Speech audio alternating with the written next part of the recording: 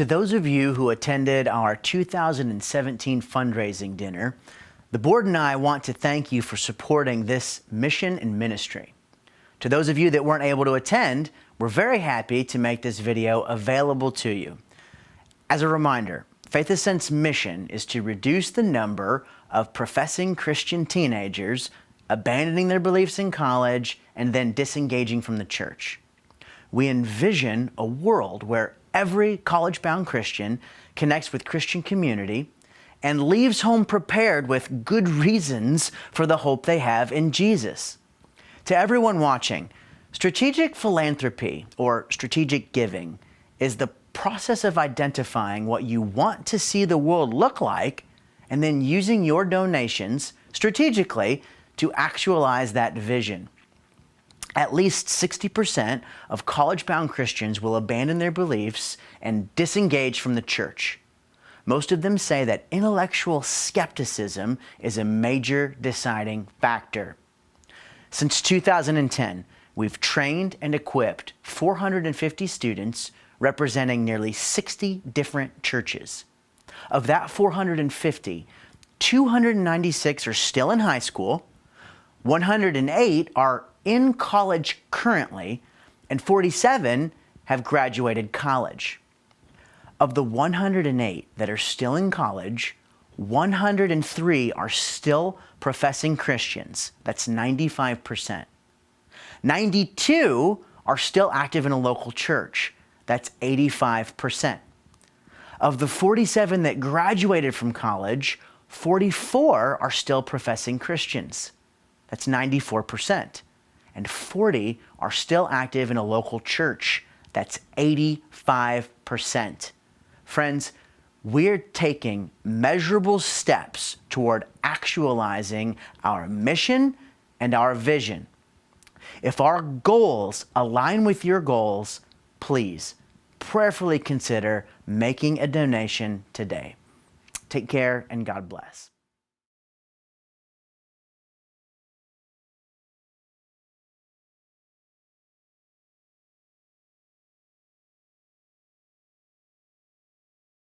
Over the next several minutes, our keynote, John Inazu, and I are going to be discussing the contents of his newest book. It's called Confident Pluralism, Surviving and Thriving Through Deep Difference. But before I do that, let me just say that John has been very gracious to us in a multitude of ways, not least of which is simply making himself available this evening. Just this morning, I was looking at his calendar on the website, and in addition to, past appearances on Fox News and C-SPAN and on some show with the VeggieTales guy, Phil Vischer, that was a good one. Over the next few months, he's going to be speaking about his book at Dordt College, at Northwestern College, at Bethel College, at Notre Dame, Calvin College, Virginia Tech, Covenant College, and the Council for Christian Colleges and Universities. And that's just up into March. So we're very thankful to have John here tonight. And I want to say I appreciate you being with us, but also thanks for the help you've given me personally over just the last few days. So as you make your way up here, John, we're going to sit here and chat. We thought we would do something a little bit different. Instead of having more people in suits deliver monologues, we're actually going to do sort of a Q&A style, and they mic'd you up, right? You're good? All right, excellent. So as I read John's bio, John Inazu is the Sally D. Danforth Distinguished Professor of Law and Religion at Washington University, right here in St. Louis, in our backyard. He teaches courses in criminal law, law and religion, and the First Amendment. His scholarship focuses on the First Amendment, freedoms of speech, assembly, and religion, and related issues of political and legal theory. John is on the board of InterVarsity Christian Fellowship and is a frequent contributor to Christianity Today. He's served as a volunteer leader, also with Young Life, and as the high school youth director at Blacknail Presbyterian Church in Durham, North Carolina. He and his wife, Caroline, are members of Central Presbyterian Church, that is, here in Clayton, Missouri. Randy calls it Central Pres. I can't help but Let me add, John wants everyone in the room to know that despite the confident pluralism of his academic training, a BSc and JD from Duke and a PhD from UNC Chapel Hill, he still remains an avid Duke fan. That being said, so give John a hand as I make my way over here.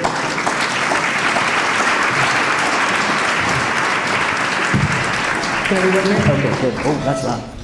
All right. So, John, before we jump in, on your website, there are excuse me, several pages of praise quotes from both Christians and non-Christians. I just picked out a couple that I thought would really set the stage. Pastor Tim Keller in New York, Redeemer, says this. He says, "Confident pluralism is a great and important book. It's a way forward. Get it, use it." The one that I like the most out of, again, dozens, was from Michael Gerson at the Washington Post. He says, "Every once in a while, a book comes along that perfectly suits a cultural moment, not by reflecting the prevailing ethos, but by challenging it at its deepest level." John, tell us a bit about confident pluralism and what you're trying to get at in this book. So I'd like to start by just pointing out that UCD Family let out a big hurrah for their own name, and Central Pres, where were you when they mentioned Randy? It's a real treat to be with you all tonight, and thanks for taking time to be here with Faith Ascent. And Jeremy, thanks for the invitation to be with you. So I'll in a second, sort of sketch the overview of my book, put out some teasers, so hopefully you'll read it. But I would love soon, in short order, to turn to some of the topics we were just hearing about. Given my own background and passion for youth ministry and college ministry, I think there's a direct connection to the kinds of issues I'm talking about in this book and how we as Christians, and particularly young Christians, can think about and engage in the current moment. But let me just do a short overview of the book itself, and I'll get us there by way of a story, take you back to earlier this year, probably something that most people who aren't lawyers don't follow, but there was a Senate confirmation hearing for a low-level Office of Management and Budget employee in the Trump administration. Now, most people probably can't even name what that office does, so it was a relatively unimportant hearing in the big scheme of things. But Senator Sanders was at the hearing, and someone on Senator Sanders' staff had found out that this particular nominee, Russell Vogt, was a graduate of Wheaton College, and in something around Wheaton College, Russell had written in print about Islam and Muslims. Muslims, because they don't believe in Jesus, stand condemned. So there was a direct kind of exclusive truth claim there, not unlike the claims that many Christians hold, many Jews hold, many Muslims hold. But Senator Sanders was not at all happy with the quote, and there was a long exchange back and forth, and he said, this quote, this sentiment that you have expressed, Russell Vogt, is not what America is about. I'm not going to vote for you. You don't deserve to be in office. Now, I thought about that, and I thought, well, Senator Sanders would have had every right to have asked Russell Vogt, are you going to treat every citizen equally under the law, regardless of his or her faith? And the answer to that has to be yes, or you don't belong in office. But to say, because you have an exclusive truth claim as part of your faith commitments, that you don't represent what this country is about, I thought, with respect, Senator Sanders, that's exactly wrong. That's precisely what our country is about. It's living with the deepest differences that really matter. And so I wrote this in a note to Senator Sanders and sent him a copy of my book. I haven't heard back yet, but it's still early. It's only been a few months. But the sentiment that Senator Sanders expressed and that we see kind of in our social media feeds quite often is this idea that we can't figure out a way to live with our deepest differences, or that we don't have them. And part of the reason I wrote this book is to say, first of all, we have to recognize at ground truth we have very deep and very irreconcilable differences over the issues that really, really matter. And those aren't going away anytime soon. So we're left with a practical problem in need of a political solution. And we have one answer to that problem from Rousseau, the French philosopher, who said, "It is impossible for men to live at peace with those they think are damned." Now that's a pretty sobering quote, right? If you fall asleep to that one tonight, it's not a good prognosis. And part of what I'm suggesting is we have to have a different option than that. So that's what I wrote about. That's what Confident Pluralism is about. There are 2 parts to the book, and I'll just explain the 2 briefly, and then move on to some other topics. There's a legal part, and there's a civic personal part. So what does the law have to do, and what do we have to do? Now for the legal part, I'm just going to give you a teaser, and this is a teaser to go read the book to find out more. But I want to suggest that the core of the legal protections we have to have in this country in order to figure out this alternative to Rousseau is paradoxically to strengthen the protections for our deepest differences. Now that seems weird. We might think we need to lessen protections so we can all come together, but actually, unless we are authentic about our differences and find ways to protect them, we're going to have a kind of false, unstable peace that's not going to last. So we need these protections that strengthen our abilities to differ. I think these are foregrounded in the First Amendment's right of assembly. My first book was on the right of assembly. If you haven't heard about the right of assembly, you're in good company. 1 in 10 Americans can name it. But it is there. It's one of the 5 rights in the First Amendment. And more interestingly, I think, it is the only right in the First Amendment that requires more than one person. So the First Amendment has 5 rights: speech, press, religion, petition, and assembly. You can do any of those other 4 by yourself in some fashion. You cannot assemble alone. So what does that suggest? Well, among other things, I think that suggests that from the beginning, the framers recognized that there was a set of values and concerns in the First Amendment that saw us not just as individuals, but as people who form groups and relationships. And from there, a lot can happen in terms of the ways in which we are actually formed. And we know this, right? Our deepest commitments come out of churches and ministries and colleges and universities and private associations where we figure out beliefs and we form solidarity with other people. And there's something to this groupness that's lost if we don't hit on the importance of assembly. A lot of the discourse today is about my free speech right? Or my right to this and that. But assembly is our rights as people and groups. And so I'm going to leave it at that, but to suggest that there are some important legal concepts that we have to figure out. Now, those of you who are scared of a law professor writing a book, I'll say I wrote this in a way to be accessible. So the chapter on the law is framed around the television show Parks and Recreation. This is about stories that we can relate to, not abstract legal concepts. But I want to spend maybe a little more time talking about the second part, which is what do we do as citizens when the law runs out? So it turns out, despite the need for constitutional protections, we can do a lot. Think about the free speech right. You can say almost anything to anyone. Now there are a couple exceptions. What are they? For the lawyers and law students in the room, what can't you do with speech? Fire in a crowded theater, except if the theater is on fire, you can yell fire, right? But assuming there's no fire in the theater, you can't yell fire. You can't commit perjury, you can't engage in insider trading, you can't form a criminal conspiracy. But outside of that, you can say almost anything to anyone, including the speech that harms people psychologically, defamatory speech in most contexts, hate speech, and that puts a lot of pressure on us to be responsible in the speech that we get to say. So how do we think about the speech that we get to say, and how do we think about our relationships with other people and how we treat people, particularly across difference? And so I lay out in this book 3 different, I call them aspirations, and maybe we can get back to that, but 3 aspirations: tolerance, humility, and patience. And I'll just say a word on each, and then Jeremy can press me hard for clarity. But starting with tolerance, by tolerance, and this is an important redefinition against the understanding of tolerance that is prevalent on a lot of college and university campuses. Tolerance does not mean acceptance. Today, a lot of people will say, you don't fully tolerate me unless you completely accept me in everything I do, say, and am. Now, if we spent a little time thinking about that, it's actually a philosophical impossibility. We simply can't tolerate everyone in that sense.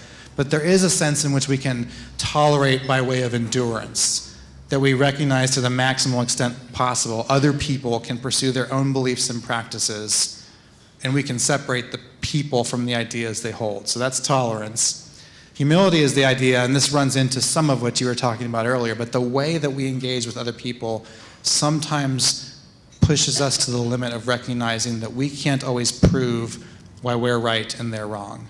We can have well-formed, rational, logical, intellectual arguments for faith and all kinds of other things, but sometimes the distance between someone who's into a different worldview completely and our starting point is insurmountable, and so there's a humility in the way in which we engage with other people that says, I'm not always going to be able to prove why I'm right and you're wrong. And then patience, the idea that we start with the presumption of wanting to listen toward understanding and empathy. Patience doesn't get us, again, to acceptance. So it could be that my patient listening with you makes me realize you were just as crazy as I thought, or your beliefs were as wrong and immoral as I thought. But I can at least start with the posture that says, I'm going to listen as charitably as possible to your understanding of the world, to why you hold your beliefs, and be in it for the relationship and the conversation. So that's tolerance, patience, and humility, the way in which we can engage in our individual lives, even when the law is not going to tell us what to do. Well, first of all, I'm really glad that you brought it back down to earth. I think you yourself said that most of us don't live in the world of legal opinions, so the more personal side of the book is helpful. Tell me, why do you, when you're talking about tolerance, humility, patience, why do you use the term aspirations? Right, yeah, so good pickup there. I initially wrote this book and wanted to talk about the virtues of tolerance, humility, and patience, the deeply embedded practices that we habitually do in the world. And as I thought about it, I thought actually virtues, because they're practices, require a kind of habituation that comes through institutions that believe in these ideas, that form people differently. And I wasn't quite sure, and still I'm not sure, that as a country we have these institutions capable of sustaining the virtues of tolerance, humility, and patience. And so I did a complete punt and used the word aspirations, because you can aspire to anything, right? And so the idea is, can we create an imaginative framework that's big enough to say, regardless of your starting point, do these ideas matter? Can you see why they matter? Can you work toward them? And then eventually, and hopefully soon, we see more and more institutions that actually start forming these as habits. Because if aspirations don't become virtues, where people are using these ideas of engagement in a very real and almost second nature way, then it's going to be a pretty short-lived experiment. So aspirations have to become virtues, but we have to start somewhere. I'll also say, as I was reminding myself as I was talking, that the book itself is not a book for Christians. It's a book that's meant to be accessible and understandable to, I sort of had the 20-something or 30-something reader in mind who cares about the future of this country, who's interested in appeals to our country's history, to democratic and constitutional arguments, and the book is going to stand or fall in that framework. But I also am committed to the idea that the notions and the arguments I'm advancing in this book are fully compatible with Christian theological commitments. And so I started, as I was finishing the book, engaging in what I sort of think of as a reverse translation project, where I started writing more particularly for Christians to say, here's why these ideas, these aspirations, and these principles are compatible with Christian theology. Here's how and why Christians can engage more directly in the world. It's a great segue, by the way, because although the book is getting great reviews from both Christians and non-Christians, this, of course, is a predominantly Christian room. So I'm wondering, John, what does the book have to say to Christians specifically?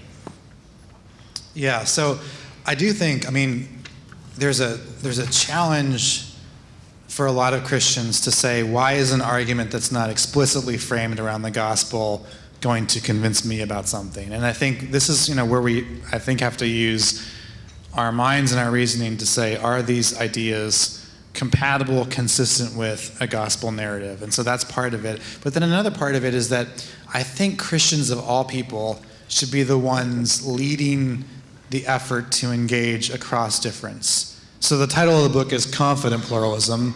The confidence is important. The confidence in our own beliefs that lets us go into those messy and risky spaces, as Jesus did and as many others since then have done. And to say, I'm going into this world of difference not out of fear or timidity, but precisely because I have this gospel confidence that lets me be in these places, and not because I'm I'm worried about what I'm going to encounter. And I think modeling these kinds of ideas for the rest of the world, that our churches and our institutions could model that as well. If we're not going to do it, then I'm not sure who is.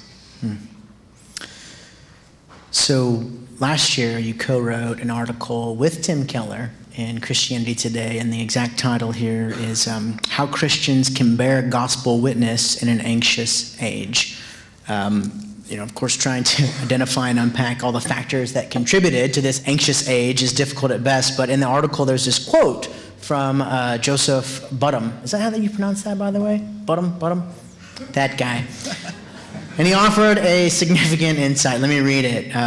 The single most significant fact over the past few decades in America, the great explanatory event from which follows nearly everything in our social and political history, is the crumbling of the mainline Protestant churches as central institutions in our national experience. Could you unpack that for us? First of all, do you agree with this statement? Second of all, if you do, could you unpack that for us? Sure. I'm guessing that you agree. I do agree with it since I quoted it. And Tim actually just, I think 2 days ago, retweeted that article and said, I still stand by everything in this article. And I thought, well, that's good, because I'm glad he hasn't changed his views there. Why don't you read it again, just so everyone can hear it? I will. The single most significant fact over the past few decades in America, the great explanatory event, as he says, from which follows nearly everything in our social and political history, is the crumbling of the mainline Protestant churches as central institutions in our national experience. So Jody Bottom, who's written a book called An Anxious Age, is talking in the quotes from that book, talking about how when we look back historically, not all that long ago, particularly the Protestant mainline dominated the institutional landscape. So think about our universities, our churches, hospitals, social service agencies. And it was also the case, and this is it's important to sort of mention class and race here. In the white middle class, mainline Protestantism had a set of cultural values that determined largely what religion was, what values were, and there was some good and bad in that, but there was some coherence to it, and there was also some assumption that everyone believed the same thing when they didn't. But the changes that have happened, and this is Bottom's point here, is when those institutions have weakened and collapsed, it's not clear what replaces them. So you can say, depending on where you sit in this room, you can say, well, back in the day when Protestant values dominated public education, that's gone, and you can be glad about that or lament it, but the fact that it's gone raises a big question about what replaces it. There's no neutral space out there, right? This is one of the things that you all know very well. In education, whether in high school or college or beyond, there's never sort of a neutral space where you just come in and figure it out yourself. People are working and pushing values, whatever they are. And so there's a question of coherence nationally about what fills that gap. But there's also a sense in which the crumbling of the main line, which has not effectively been replaced by any other set of institutions, from Catholic circles, from evangelical circles, from secular circles, that's left us with a kind of question about what fills that gap. And I see it, and Tim and I, when we wrote the article, we're trying to make the point there that this is also a moment of opportunity for Christians, a moment of opportunity to say, as a reminder that we shouldn't feel like we set the agenda for everything, that we are aliens and strangers in this world to some point, that our home is elsewhere, but that we're called, as the book of Jeremiah says, to love our neighbors where we are, to love our cities, to love those around us, and to ask how we do that as Christians in this moment. And so in the article, and this one's free, you got to buy the book, but the article's free,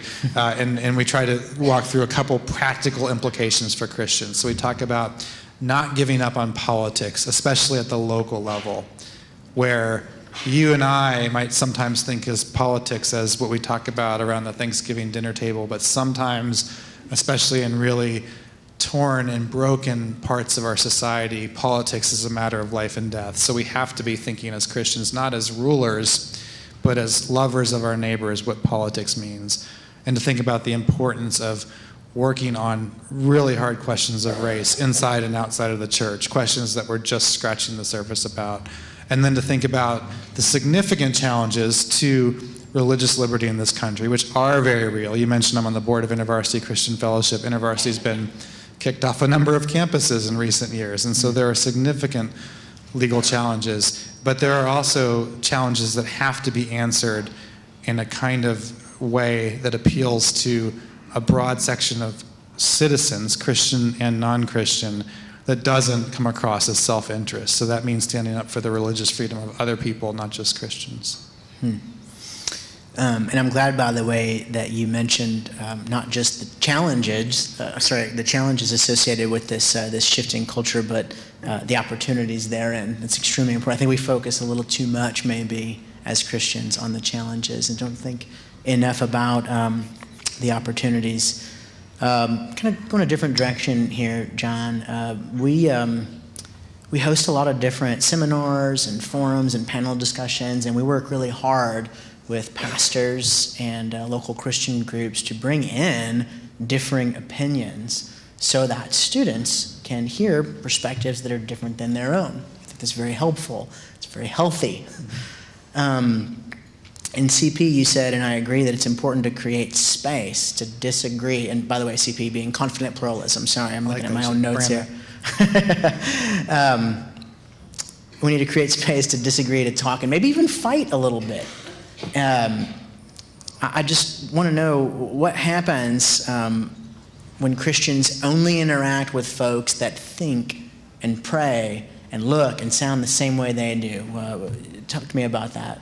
Yeah, we do. I mean, Christians are not immune to the problem of the echo chamber, right? So when you think about this challenge, actually massively challenging our country writ large right now about the echo chambers and about where we get our information from, Christians are not immune to that. So we need to be looking, especially within the body of Christ, to say, why might my perspective on this need a better understanding? Or how can you, because you're situated differently in the world, help me see this more clearly? And we have to be, I think, graciously open to dialogue with other Christians, even when we disagree about issues. I will say, I write sometimes in national publications, and they always generate some degree of hate mail, but Christians are the nastiest. And I talk to a lot of other people who are in that public space writing, who are Christians, who get hit the hardest from other Christians, and that's a sad witness for us if that's the common experience of Christians who are trying to work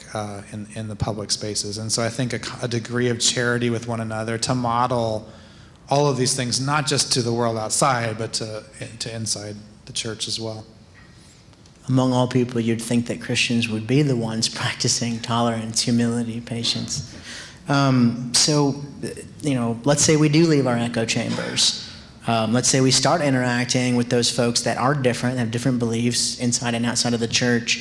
What are some of the mistakes, and you alluded to this just now, but what are some of the mistakes that you see Christians commonly making in terms of public discourse, private conversations, or even online conversations? Yeah, so we could start with the low-hanging fruit of online interactions, and the punchline here is get offline, right? Because this is a massive threat to our health as Christians and to churches.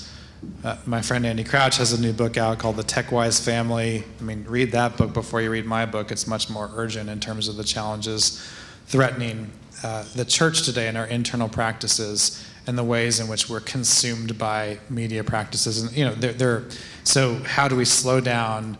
I have so many. I think I'm actually kind of a snarky, sarcastic person deep down, and I think I'm pretty good at the snarky humor. But because I just wrote this book on tolerance, humility, and patience, I can't do any of it online. So I have all of these. Your hands are tied. I am perpetually kind of frustrating myself because I have all these great tweets the takedown tweets that never get sent. And instead, so if you look at me on Twitter, it's just sort of like, here's a nice article, right? Or I spoke there today, and But just know, you all can know that in my unsent tweet folder there are some great gems. I think we need to be doing more of that, right? We need to be not responding and not commenting and not having to have the last word. I was actually just recently, I had a piece where I was pushing pretty hard on a New York Times reporter that I think had, and I know her, she's a friend of sorts, but she had gotten massively wrong a description of a charismatic Catholic community. And I was pushing back at her pretty hard, and I had a draft of the piece, and the editor, who was also a Christian, wrote back to me and said, this draft, the way it sounds like you're just trying to get score the last point, right? And to tell you the truth, it comes across as pretty petty. Now, thank God I had a Christian editor who could tell me that in candor, right? And so we need to be speaking like that to each other more to slow each other down. And then I think to the opportunity side of things, I think we need to be open to greater and more creative partnerships. So I love what I heard at the beginning of this night, where you had representatives of other ministries get up here and say, here's how we're working together. I love hearing Lee at Crew talk about this, and Howie from InterVarsity at the same table. And I mean, you all should know that of the 5 largest national campus ministries, they're growing now more than maybe ever before, and they're working together in unprecedented ways. So just this year at the National Staff Conference for Crew invited InterVarsity's Director of Campus Ministries up to the stage, and the two of them together said, here's how we can partner better in campus ministry. So what an opportunity that is, right? And as we see some of these within kind of the evangelical landscape, and instead of thinking, this is my ministry, right, and I have to raise the dollars and have the numbers, that we say, how can we work together? Where are our strengths and weaknesses? And how do we recognize that we're going to have differences, right? Crew and InterVarsity are two very different organizations, right? And I used to, as you mentioned, I used to be a Young Life leader. Young Life is just, they're just, I'll say this, sorry InterVarsity people, but they're just better at kind of, having fun a little bit. And so when you see those cultures clash, and the Young Life jokes are just better than the InterVarsity jokes. But you know what? We need everyone, right? And we need people together in ministry in these places. And so I'm excited and encouraged when I see that. Good. Yeah, Camp Kanakuk is much more fun than base camp, that's for sure. We get that a lot. You wear a lot of hats. I mean, you're a card-carrying evangelical Christian at Washington University. I just want to ask, so from someone who works at WashU and also attends Central Pres, what advice do you have for parents, for pastors, youth pastors, in terms of effective discipleship and training for those students that are actually heading off to universities? So a couple of things here. One, the first thing that comes to mind, only because I've been spending most of my time on it lately, is trying to think, how do we bridge, WashU is representative of these elite college and university campuses that look at Christians sometimes and think we've got 3 heads or something, or what are we doing on campus? And then you have a lot of churches, including churches in this area, that are suspicious of WashU. And I think for Christian faculty, there's a role for us to play as almost we're dual translators, to say to WashU, we're Christians, we're here, we're not going anywhere, and we actually care about this place, care about you, we're good teachers, we're good scholars, and we want to be with you. And then also to go into churches and say, we are, my day job is at WashU, and the people there are not all scary and crazy, and it's a great place with a lot of really good things going on. There are some problems, absolutely, and there are challenges to Christians and others on that campus, but to write it off as kind of the big scary other is not the way to go forward, I think, with the gospel.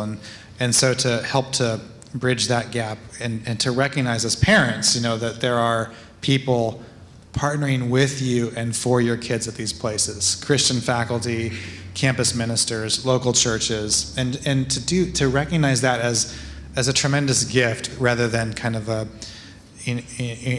anxious worry. And I've got 3 kids, they're still little, the oldest is 10, but it's coming soon, right? So I'm thinking about these questions as a parent as well. And then the other thing I'll say in terms of preparation for college, when I was on a church staff as a high school youth pastor, the thing that I focused on the most was challenging the other spheres of kids and families' lives that were demanding commitments with a greater degree of authenticity than the church itself was. Unpack that. What does that mean exactly? So I would say parents would, and it was a great church, I love the people there, but sometimes the parents would say, I'm worried about the sex, drugs, and rock and roll for my kids. And I would say, you know what you need to be most worried about is youth soccer. Because your commitment to youth soccer is more than your commitment to the church. And when every family in the church, it might be soccer for one person or the vacation for another, but when people are giving up, when the youth pastor has to play kind of the utility role even to get people in a room. So here's what I did. We had the normal Sunday night youth group, but we also had a Wednesday night discipleship group, totally voluntary, right? Nobody had to be there. But because I'd been a lawyer before youth ministry, I wrote up a contract and had all the kids sign it.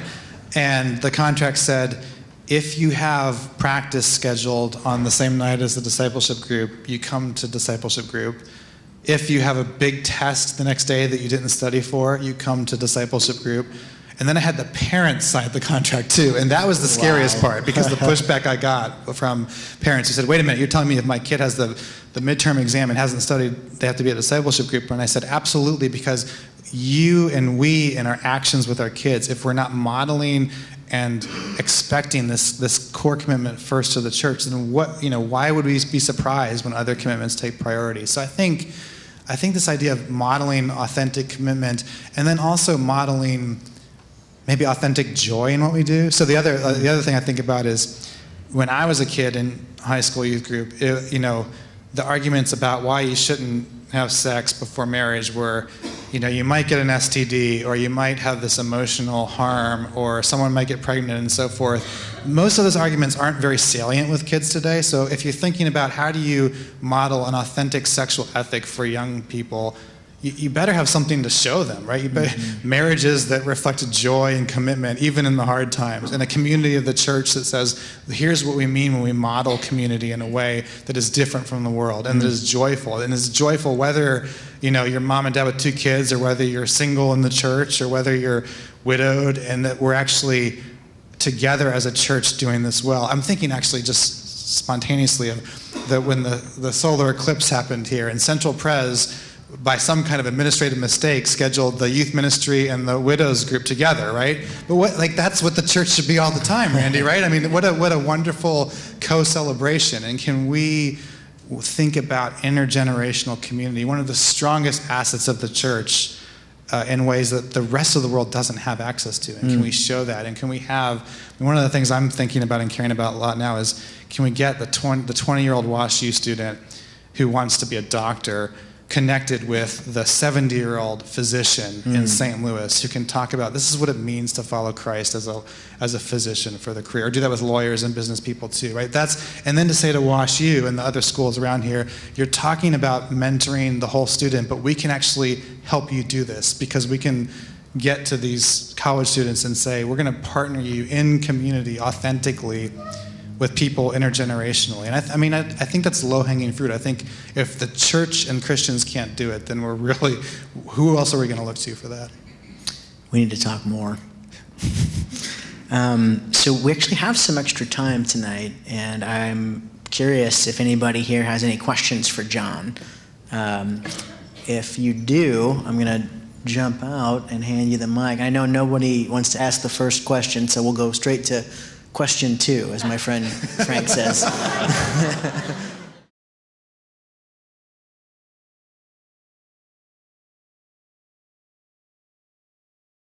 Thanks for the question. I'm going to try to have an answer that offends everyone in the room, no matter what your age group is. I think one of the challenges, there is, the generational categories are way oversimplified, but I think there is a way in which the typology is somewhat helpful. And I was at a thing with Russell Moore a couple months ago, and the whole conversation was about the boomers and the millennials and how they don't understand each other, they don't get along. And after listening to this for 20 minutes, I got up to do my talk, and I started it by saying, the 80s really happened, and they were great for some of us. Gen X here, actually, we're the kind of the silent ones, but remember us. And in the moment of that, I actually thought part of the Gen X role, and I'm squarely in that generation, is back to this dual translation role, right? To say, the millennial talk about the boomers as, you got to understand the tremendous wisdom and talent and giftedness and patience in that generation. And to the millennials, the tremendous excitement and intelligence and creativity, and that there is this, we're the church, we're in this together. So to the institutional point, I think it's helping and we can only do this with everyone from all the generations, but helping some of the boomer generation recognize that some institutions cannot stay the same. Right? They're an older model for lots of reasons. Some of this is about race within the church. Some of it's about old models that are not as effective as they once were 50 years ago. So some institutions have to change, some institutions have to die. And then to the millennials, I think one of the urgent challenges is to say, and you need institutions. So you can't just create, a new startup every day or just talk about ideas, but you actually have to embed these in institutions. And maybe you don't know exactly how to do that. So maybe the best way is to work with each other to say, here's how we can help you create new institutions. Here's how we can change old institutions without, not all of them have to be destroyed, right? There's this sense in some sectors that you just have to throw the table up and clean house, and that's not going to work either. So how do you work smartly and patiently and together with existing institutions and building new ones? I think that's part of the institutional question. But we have to, none of us are going to be able to do this by ourselves. We need each other.